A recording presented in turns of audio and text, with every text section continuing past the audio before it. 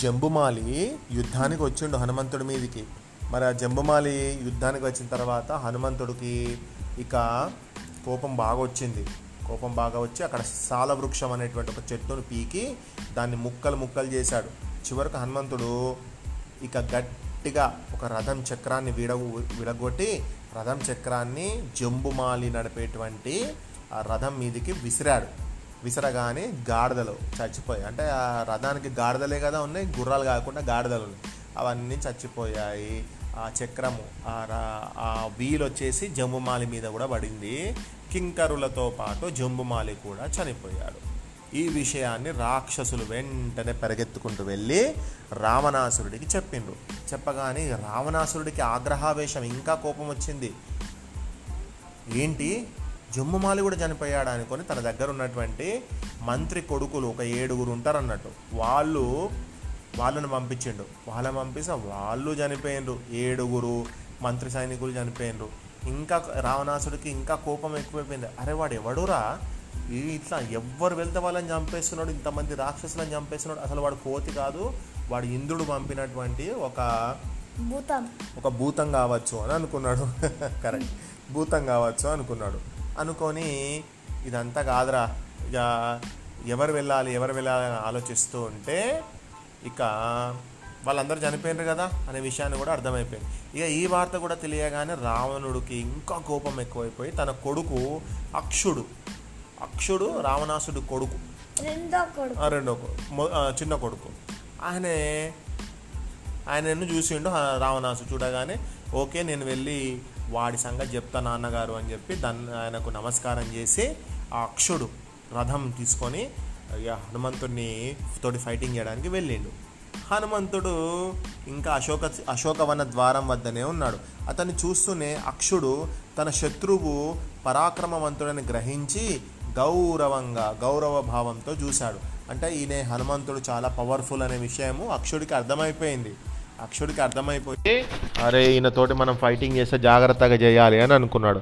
అనుకునేసరికి అక్షకుమారుణ్ణి చూడగానే హనుమంతుడికి కూడా ముచ్చటేసింది. అరే ఇంత చిన్నవాడు ఎంత బాగా యుద్ధం చేయడానికి వచ్చిండో అనుకున్నాడు. కానీ ఇంత చిన్న పిల్లవాడిని చంపడం ఎట్లా, బాగుండదు కదా అని అనుకున్నాడు. కానీ అబ్బో వీడు ఇంత చిన్నగా ఉన్నప్పుడు ఎంత పవర్ఫుల్గా యుద్ధం చేస్తున్నాడు, మళ్ళీ వీడు ఇంకా పెద్దగా అయితే ఇంకా పెద్ద పవర్ఫుల్గా మళ్ళీ ఒక పెద్ద వీరుడిలాగా అవుతాడని చెప్పి వాడిని కూడా గట్టిగా పట్టుకొని గిరగిర తిప్పి నేలకేసి కొట్టి హనుమంతుడు చంపేసాడు. అట్లా అక్షకుమారుని కూడా హనుమంతుడు చంపాడని వినగానే రావణుడికి ఎంతో దుఃఖం కలిగింది.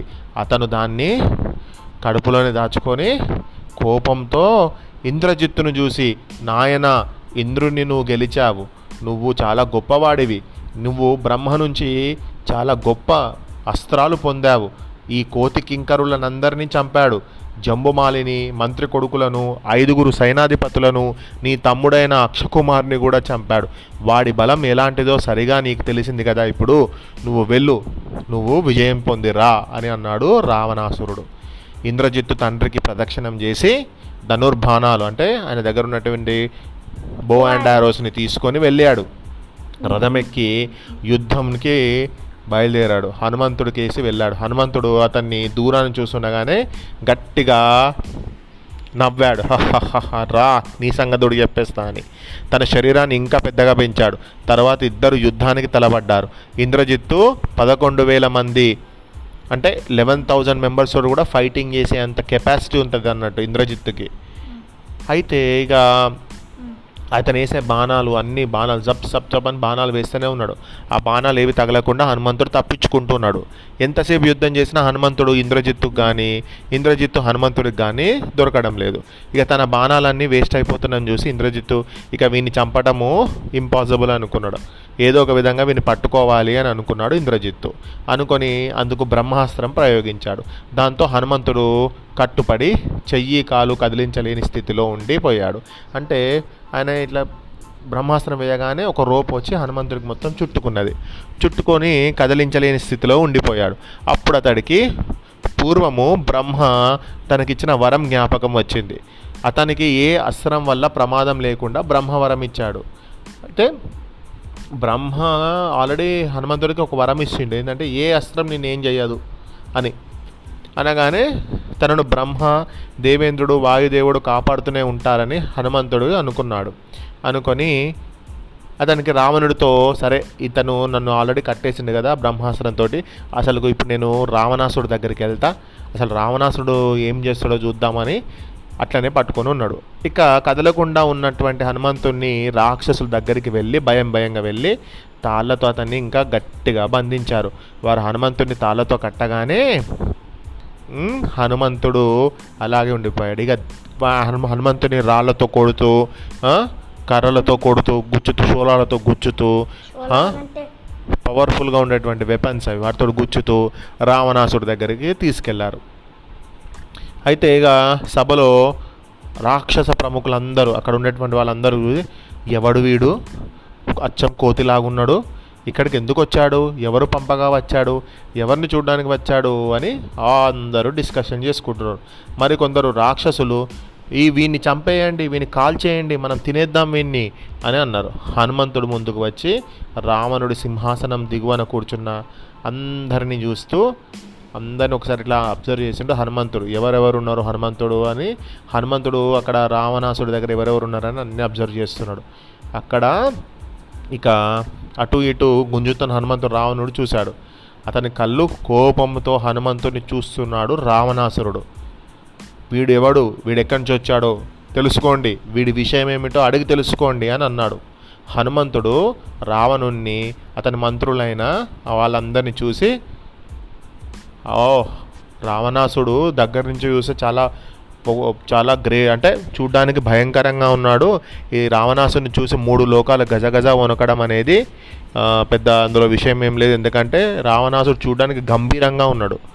ఇంతలో రావణుడి ప్రేరణ, రావణుడు చెప్పిండు కదా ఇతను ఎవరో కనుక్కోండి అని చెప్పి.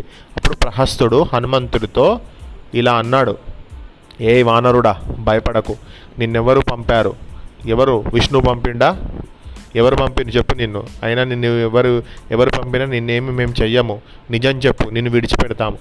నువ్వు చూడ్డానికి కోతిలాగా ఉన్నావే కానీ అబ్బో నీ పవర్ మాత్రం బాగా భయంకరంగా ఉన్నది, అబద్ధం చెప్పావో నీ సంగతి చెప్పేస్తాం, నీ ప్రాణాలు దక్కవు, ఒకవేళ నీ అంతటా నీవే వచ్చి ఉంటే ఎందుకు వచ్చావో చెప్పు అని అన్నాడు.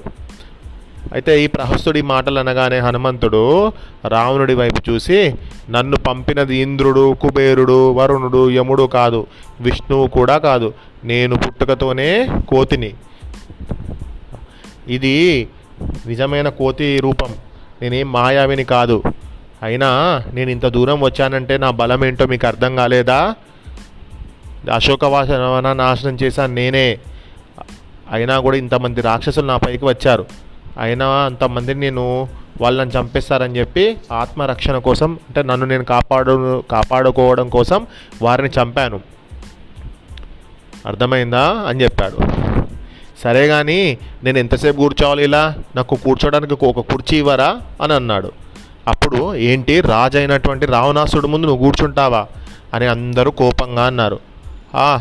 మీరు నాకు కుర్చీ ఇవ్వకపోతే ఏంటి, నేనే నా కుర్చీని నేను తీసుకుంటాను అని చెప్పి ఆయన తోకను పెద్దగా చేసి ఇలా గిర గిర గిర గిర గిర గిర తిప్పి హైట్, రావణాసుడి కంటే హైట్గా తోకను పెట్టి ఒక పెద్ద కుర్చీలాగా తయారు చేసుకుని దాని మీద ఎక్కి కూర్చున్నాడు. కూర్చోగానే అప్పుడు ఓహో ఇప్పుడు అర్థమైంది, వీడి తోకకు బాగా పవర్ ఉందని వీడు ఫీల్ అవుతాడు, వీని తోకకు నిప్పు పెట్టండి అని అంటాడు రావణాసురుడు. తోకకు నిప్పు పెట్టగానే హనుమంతుడు ఆ తోకతోటి గిరగిర తిరుగుకుంటా ఆ సభలో మంట పెడతాడు, చుట్టుపక్కల ఇల్లులకన్నిటికీ కూడా మంట పెడతాడు. పెట్టగానే ఇక అన్ని ఇల్లులు కాలిపోతున్నాయి. కాలిపోతూనే కోపంతో అక్కడ ఉన్నటువంటి రాక్షసుల ఇల్లులను, అక్కడ ఉన్నటువంటి అంతఃపురాలను అన్నిటినీ కూడా మంట పెట్టాడు. ఇక కొందరు రాక్షసులు ఇక అక్కడ అంతా కూడా హాహాకారాలు చేసుకుంటా కాపాడండి కాపాడండి అని పరిగెత్తుకుంటూ ఉన్నాడు. ఇక అలా తోకకు నిప్పు పెట్టిన తర్వాత ఆ తోకను కాసేపు అయిన తర్వాత హనుమంతుడు చల్లార్చుకొని సీతాదేవి దగ్గరికి వెళ్ళి, అమ్మాయి నేను వచ్చిన పని అయిపోయింది అంటే, హనుమ నిన్ను రాముడు చూసి రమ్మంటే నువ్వు కాల్చి వచ్చావా, సరే జాగ్రత్తగా వెళ్ళు నాయన అని చెప్పింది సీత. ఇక లంకకు మొత్తం చిచ్చు పెట్టి హనుమంతుడికి సహాయంగా ఈ వాయుదేవుడు కూడా గాలి బాగా వస్తే మంట ఎక్కువ వస్తుంది. గాలి కూడా బాగా వచ్చింది. ఆ మంటకి ఇంకా లంక లోపల బాగా అగ్ని ప్రమాదం జరిగింది. ఇక మండిపోతున్న తమ ఇళ్లను రక్షించుకోవడం రాక్షసులకి ఇక సాధ్యం కాలేదు. అందరూ వణికిపోయారు. ఎంతోమంది మంటలలో చనిపోయారు. తగలబడిపోతున్న లంక భయంకరంగా కనబడింది. రాక్షసులు బాగా అరిచారు. ఈ దృశ్యాన్ని మరింత భయంకరంగా ఉన్నాయి. హనుమంతుడు ఒక్కసారి లంక అంతా చూసుకొని ఆహాహాహా, నాతోటే నన్ను ఎదిరించడమే వీళ్ళకు సాధ్యం కాలేదు, ఇక రాముడు వస్తే వీళ్ళేం ఎదిరిస్తారని అనుకొని అక్కడి నుంచి వెళ్ళిపోయాడు హనుమంతుడు. సో ఇది హనుమంతుడిని అందుకే అంటారు, ఏదైనా పని చేసేటప్పుడు చూసి రారా అంటే కాల్చి వచ్చే రకం వీడు, అంటే వెళ్ళి సైలెంట్గా పని చేసుకొని రాకుండా అక్కడ యుద్ధం చేసుకొని వస్తాడు హనుమంతుడు. సో ఇది జరిగింది స్టోరీ. జై వీర హనుమాన్. మరి రాముడుకి వెళ్ళి హనుమంతుడు ఏం చెప్పాడు, రాముడు ఎలా వచ్చాడు ఇక్కడికి అంటే లంకకి ఎలా వచ్చాడు, రావణాసురుని తోటి యుద్ధం ఎలా చేశాడు అనేది మళ్ళీ ఎప్పుడైనా వేరే పాడ్కాస్ట్లో విందాం.